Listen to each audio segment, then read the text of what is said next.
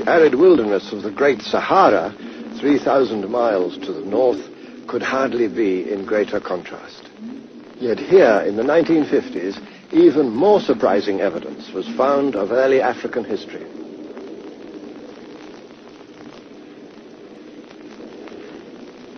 Today, the place belongs to the creatures of the desert, lizards, scorpions, and snakes that can survive the searing temperatures of this thirsty land, one of the driest and most desolate regions on Earth.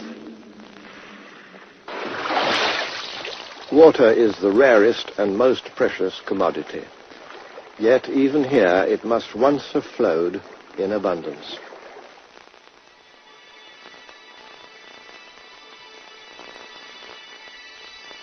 The revelation of these rock paintings in the Tassili Mountains of the Algerian Sahara just 30 years ago astonished the world.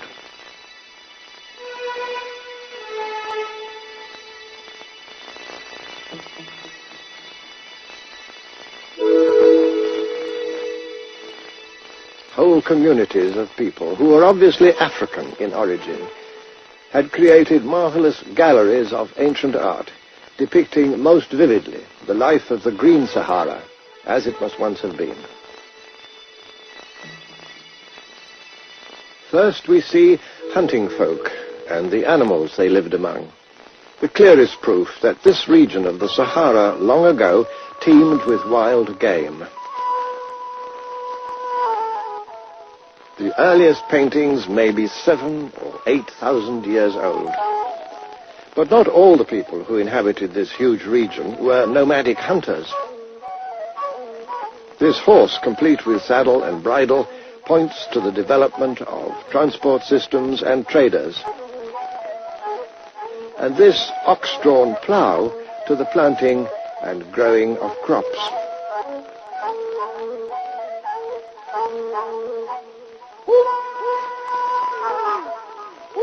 Whether for war or sport, elaborate chariots came into use, while the clothing of these people bears a striking resemblance to the tunics of ancient Egypt.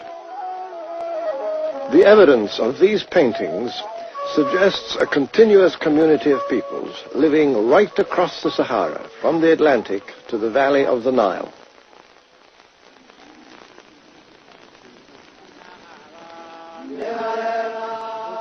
Then, some 4,500 years ago, the climate began to undergo a disastrous change. Gradually, the Sahara lost its rainfall, its animal life, and finally, its people.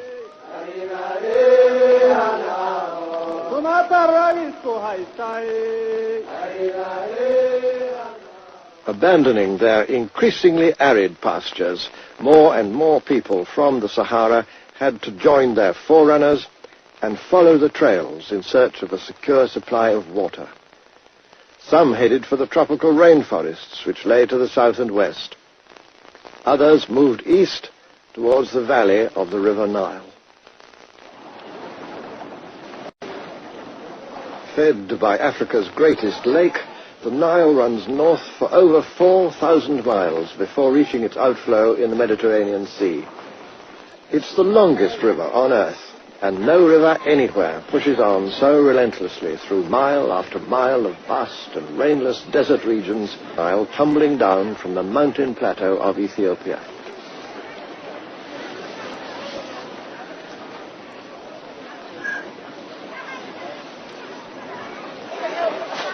But the Nile is more than a great river.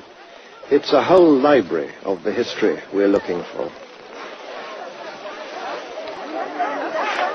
From the earliest times of human settlement along the river, some 10,000 years ago, the Nile was the giver of life to ancient communities who came to its banks and found on fertile soil that was enriched unfailingly, year by year, by the flood of silt. Those early people were among the ancestors of the Egyptians and the Sudanese of today. Others may have come from the Middle East. But the archaeological evidence combines to show that the main lines of incoming migration were from the southwest and the west. In other words, from the African communities of the Sahara.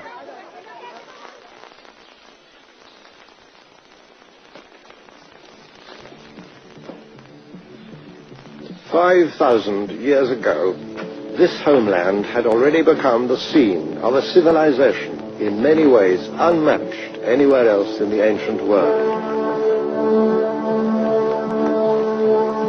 This is where we have to begin, in the Egypt of the pharaohs, in the African land that was the gift of the god of the Nile. It's easy enough to believe, within these corridors built to a gigantic scale and yet wonderfully proportioned, that you've entered a world sprung complete from the lap of the gods. Egypt of the pharaohs was the greatest and the oldest and the most inventive of all the high civilizations of antiquity. And it flourished for 3,000 years. It set a pattern and example for peoples near and far. But where were its roots, its origins, its starting point? Most of us have believed or have been taught that the glories of the pharaohs could never have been created by African people or African ideas because, it's been said, Africans could never have built a high civilization. Here reigned for dynasty after dynasty the kings who wore the double crown, the combined crown of Upper Egypt and of the Delta. But what had they to do with Africa?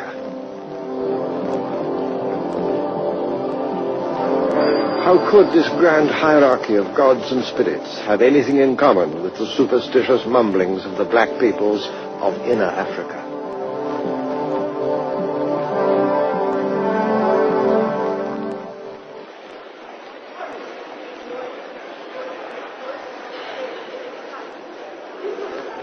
Wandering among the treasures of the Cairo Museum, it's easy to think of the Egypt of the pharaohs as a civilization complete within itself, owing little or nothing to outside influences from whatever source, entirely its own creation.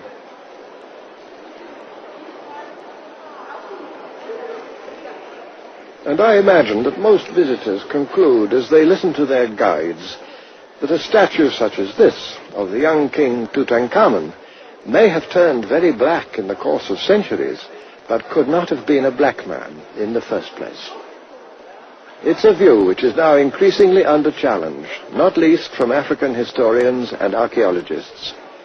One of the more outspoken of these is Professor Cheikh Anta Diop of Senegal, who has made a special study of the origins of the people of ancient Egypt.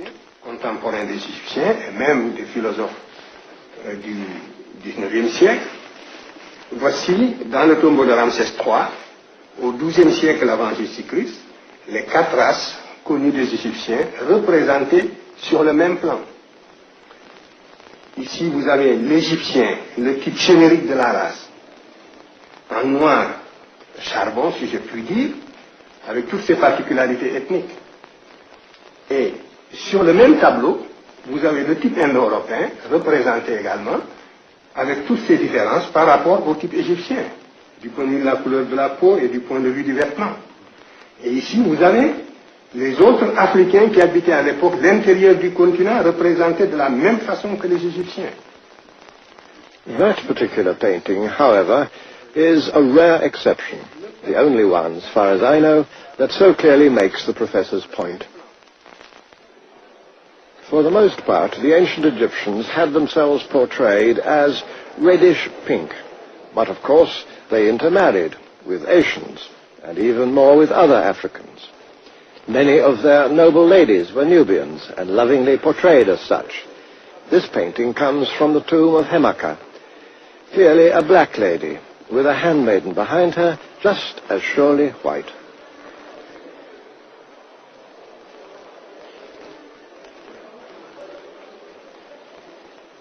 It followed that the royal children were often black as well, as was King Senusret, seen here wearing the white crown of Upper Egypt. Or this pharaoh, of unknown name, but obviously of high prestige in his time, and just as clearly African.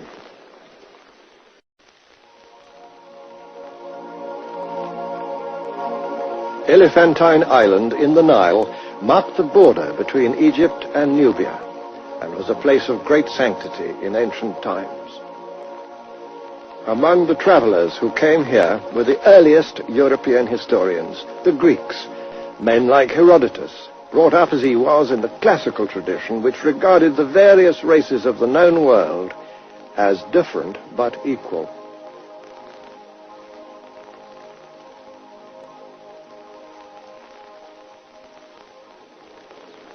The Greeks knew Egypt well and firmly believed that the original Egyptians were black people who had come from the south to settle the land of the Nile. But Herodotus himself got no further than this. He was prevented by the first cataract from traveling further south. And so he never saw the huge temple which Ramesses II chose to build here at Abu Simbel, further south into inner Africa than any other great monument built by the pharaohs to celebrate their power. A few years ago, with immense ingenuity, the entire structure was lifted to a new site, above the artificial lake which has drowned all the sites of the most ancient kingdoms that flourished here in Nubia, even before the first of the pharaohs. But why should he have built this great temple so far to the south? Perhaps because his queen, Nefertari, was herself a Nubian. And also because these were the people of the south, whom he wanted to impress with evidence of the prisoners he'd taken in faraway Syria and Asia Minor.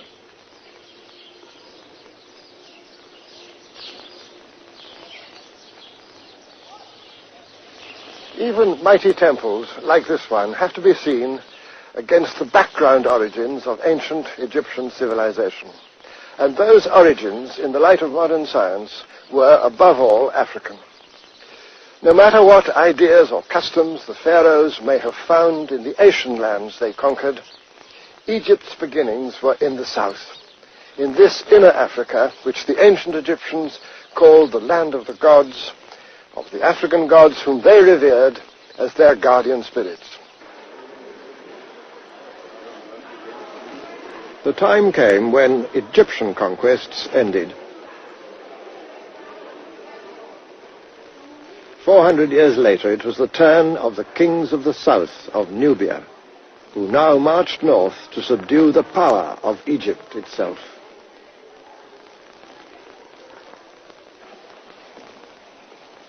And here is the most famous of those mighty kings of the south, recognized by the peoples of that time, the 7th century BC, as among the masters of the world. This one, as it happens, received a favorable mention in the Bible, in the Book of Kings, as the emperor of Kush and of all Egypt, whose name was Taharka. By 650 BC, the Nubian kings who had subdued Egypt were ready to withdraw to the south, to Napata, and then to a new capital in their kingdom of Kush, at Meroe.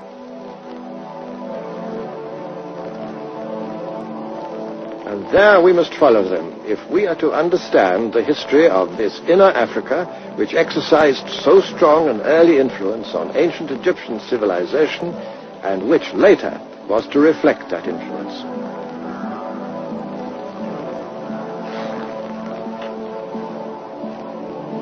The city of Meroe was situated 1,000 miles south of the old Egyptian frontier, far into inner Africa.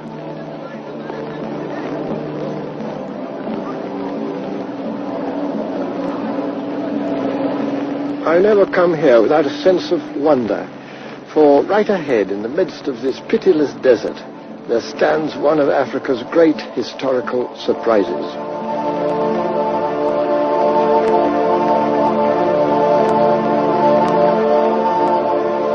The remnants of a lost civilization, standing across the skyline, as though shipwrecked on the sands of time.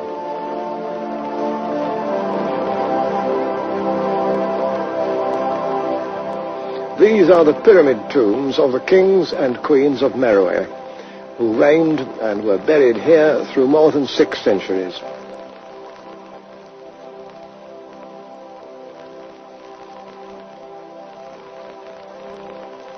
Long ruined by tomb robbers and by time, the pyramids are being restored and even reconstructed.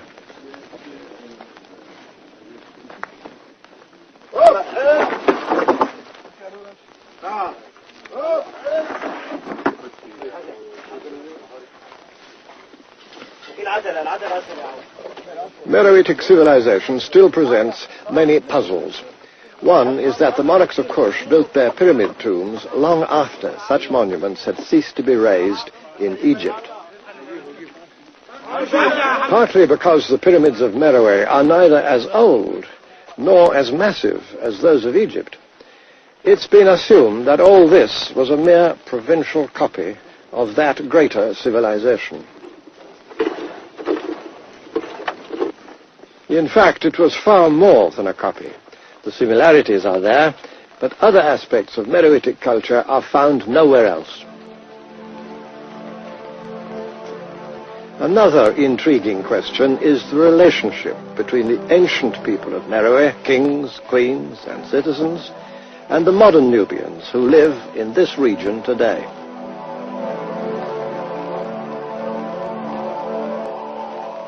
We can still see their stylized portraits in stone, but what did they really look like?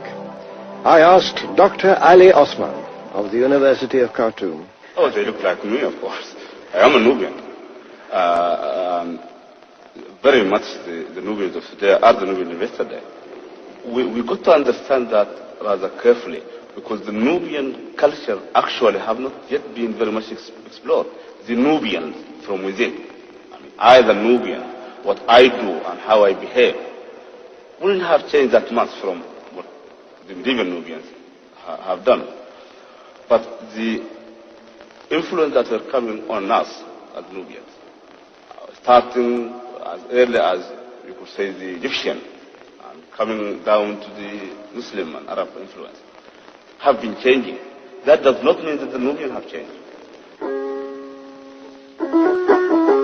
But this identity has had to survive many foreign incursions and even conquests.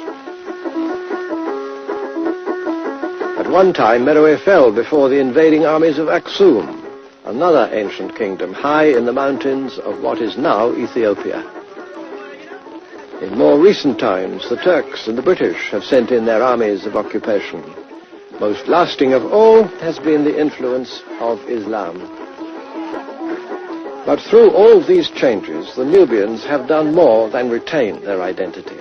Just as they absorbed influences from elsewhere, so they too have had a deep cultural impact on their neighbors.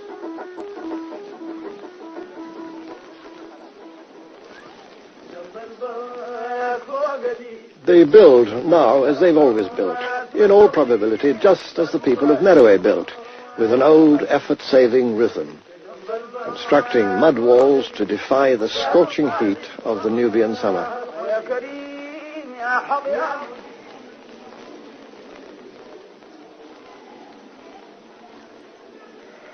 Their beds are no different from those of their ancient ancestors, like this one in Khartoum Museum, with a pattern of headrest which is much the same here and right across Africa as those of 5,000 years ago. And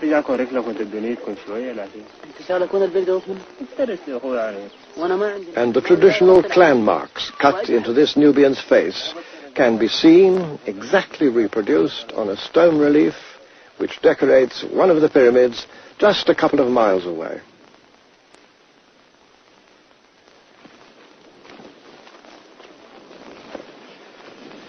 It's been said that Meroe was the Birmingham of ancient Africa.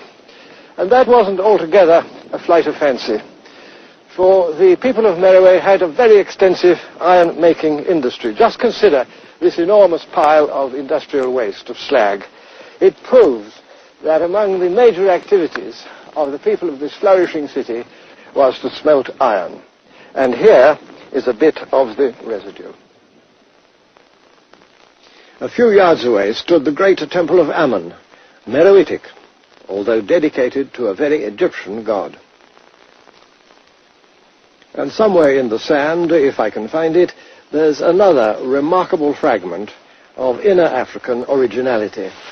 Here it is, a stone inscribed with a fully operative script that was invented for the African language of Meroe in the 3rd or 2nd century BC.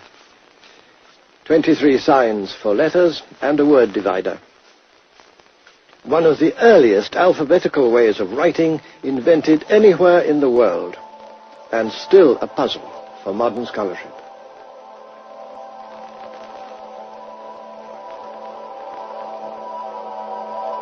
In wealthy houses surrounding the temple were found some of the comforts and enjoyments of Meroitic life. The style of these pots is uniquely Nubian and repeated nowhere else in the Nile Valley.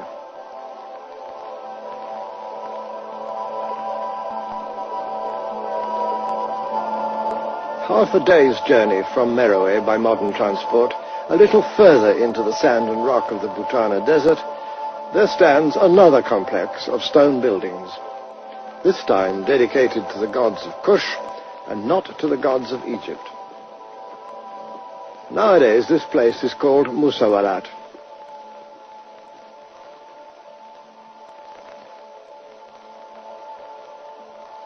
Strange hints remain among the ruins, like this old lion in the sand. But what were these buildings for? Perhaps the kings of ancient Kush strolled beneath these colonnades. Historians have offered this or that explanation. My own is that the principal function of this unexampled and powerful building made it unique in the ancient world. This function, I think, was for the taming and training of the great African elephant. That seems to be the best explanation of the remarkable stone ramps which occur here, like this one, and that one over there, and another long one going over there.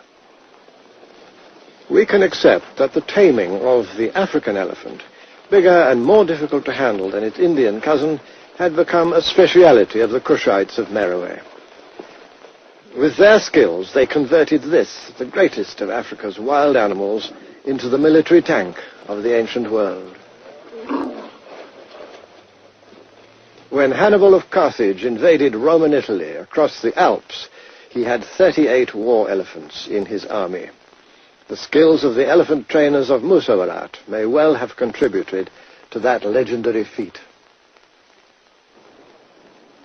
These temple walls provide a surprising reminder of much greener times with abundant pastures for domestic grazing. All that has vanished. As the desert advanced from the Sahara, the civilization of Meroe disappeared. Today, away from the banks of the Nile, only nomads can survive. This well has never been known to run dry. The scene is exactly as it was when I first came here, some 30 years ago, and I doubt if it's changed very much in 1,000 years.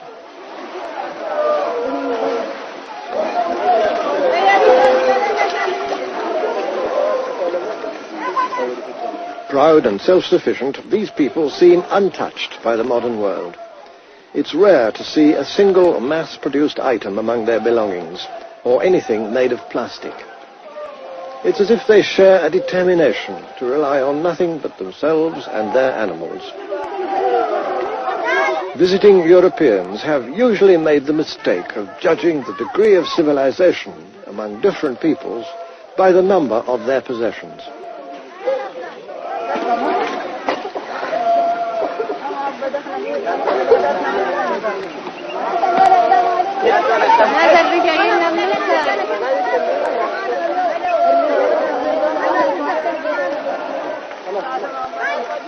The ancient traditions of these nomads reach back to the very beginnings of history.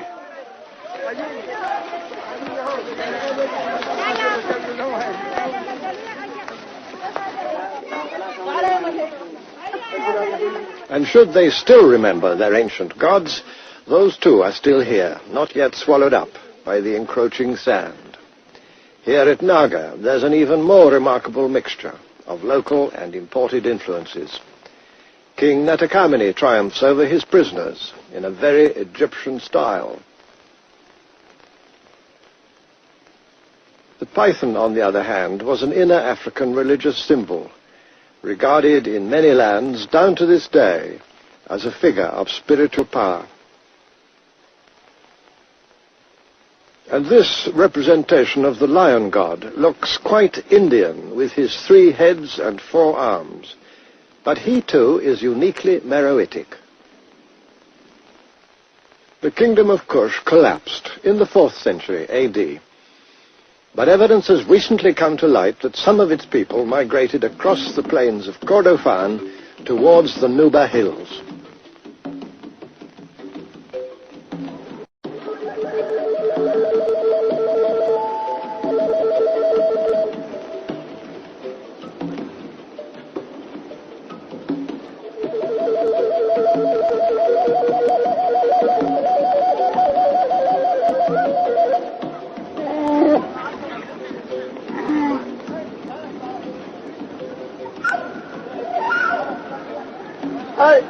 Less influenced by Islam than the Nubians along the Nile, the people of this region have become of considerable interest to historians because they may be closer in their way of life to the Nubians of old.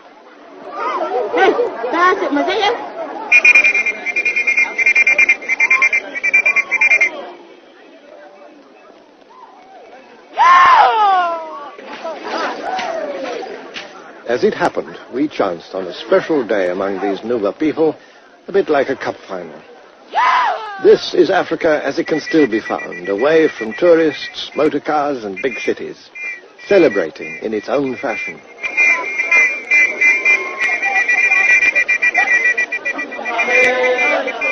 A number of cultural links have been found to suggest that these people may well share a common heritage with distant ancestors who lived in the time of the kings and queens of Kush. Village teams, each wearing its own distinctive color, have gathered from a wide area to take part in one of the oldest of all sporting events, but also a passion among the Nuba, wrestling.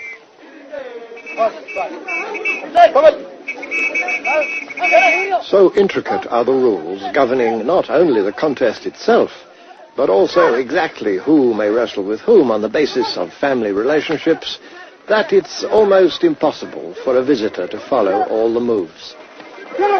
But for the historian, there's another close relationship between the Nuba wrestling of today and that of ancient times. Dating from around 2500 BC, these vivid paintings have been copied from an Egyptian tomb at Beni Hassan.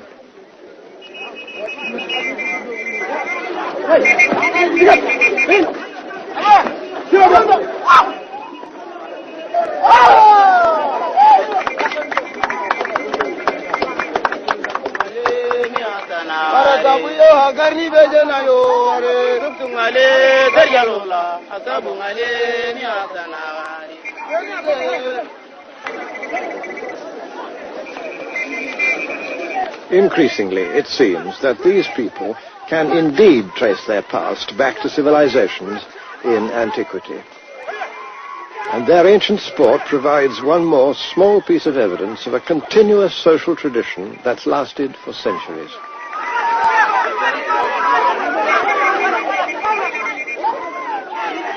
Yet these are the very people whom the 19th century explorer Samuel Baker described as human nature in its crudest state, not to be compared with the noble character of the dog.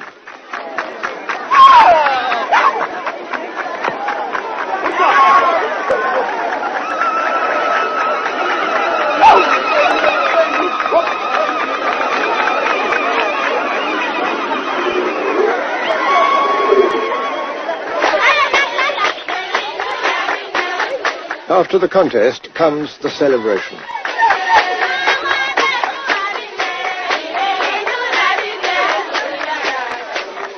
Some of these Nuba girls may well be Muslim, but it's no part of their tradition to hide their faces behind veils. They have a pride and place within society, in line with the customs of old Nubia, and even of Meroe itself, whose rulers were often women.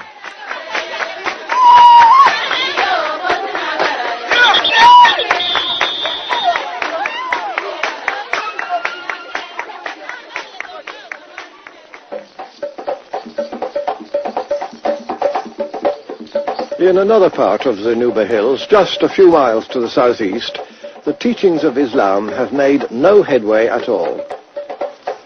The people of these villages have quite consciously chosen to reject either Western or Islamic dress. Free spirits under an African sky, young girls dance as much for their own pleasure as for the spectators, breathing life into these astonishingly similar images of Nubian dancing girls, performing for the pharaohs 5,000 years ago.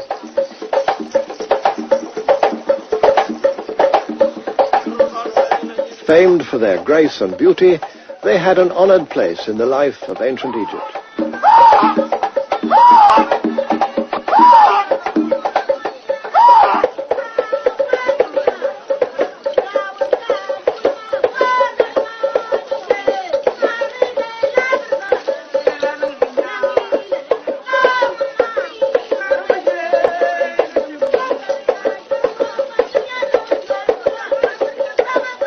That the one should still be regarded as primitive and the other